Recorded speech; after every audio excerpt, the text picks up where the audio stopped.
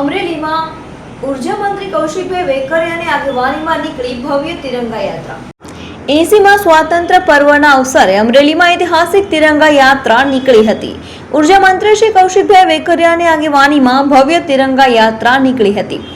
તિરંગા યાત્રામાં 300 ફૂટના લાંબા તિરંગાએ ભારે આકર્ષણ જમાવ્યું હતું।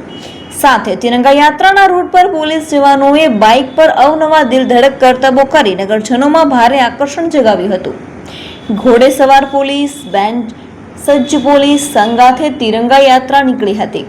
અમરેલીના રાજમાર્ગો પર ભવ્ય તિરંગા યાત્રામાં અમરેલીવાસીઓ ખૂબ મોટી સંખ્યામાં જોડાયા હતા। ઉર્જા મંત્રી શ્રી કૌશિકભાઈ વેકરિયા સંગાથે ધારાસભ્ય શ્રી મહેશભાઈ કસવાળા તિરંગા યાત્રામાં જોડાયા હતા।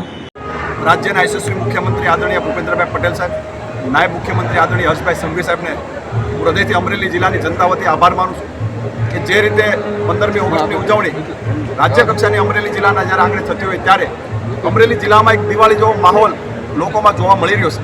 રાત્રે તમે જે રીતે અમરેલી શહેરમાં પરિવાર સાથે નીકળો, જે રીતની રોશનીનો શણગાર અમરેલીમાં કરવામાં આવી રહ્યો છે, ખાસ કરીને વહીવટી તંત્રને પણ મારી હૃદયની શુભકામના પાઠવું છું।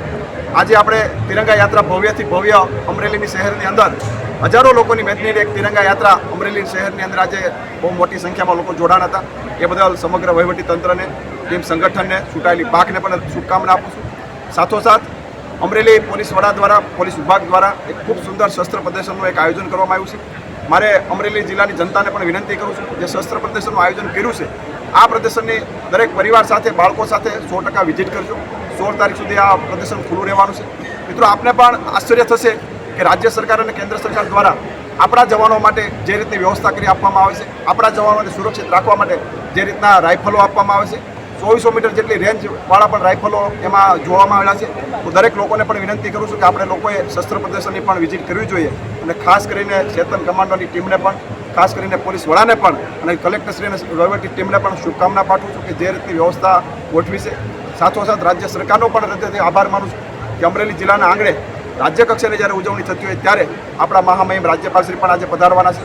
આપણા રાજ્યના યશસ્વી મુખ્યમંત્રી સાહેબ પણ કાલ પધારે છે। એટલે અમરેલી જિલ્લામાં એક અનોખો માહોલ જ્યારે બધું જોવા મળી રહ્યો હોય ત્યારે ફરી રાજ્ય સરકારનો હૃદયથી આભાર માનું છું અને સાથોસાથ ફરી અમરેલી જિલ્લાની જનતાને અપીલ પણ કરું છું કે આપ સૌ લોકો શસ્ત્ર પ્રદર્શનની 100% મુલાકાત લેજો અને સૌ લોકો અમરેલી જિલ્લાની જનતા જે રીતે દિવાળીનો માહોલ મનાવી રહી હોય તે પ્રકારનો સૌ જગ્યા ઉપર માહોલ જોવા મળતો હોય ત્યારે સૌ હૃદયની મારી સૌને શુભકામના પાઠવું છું। Thank you sir.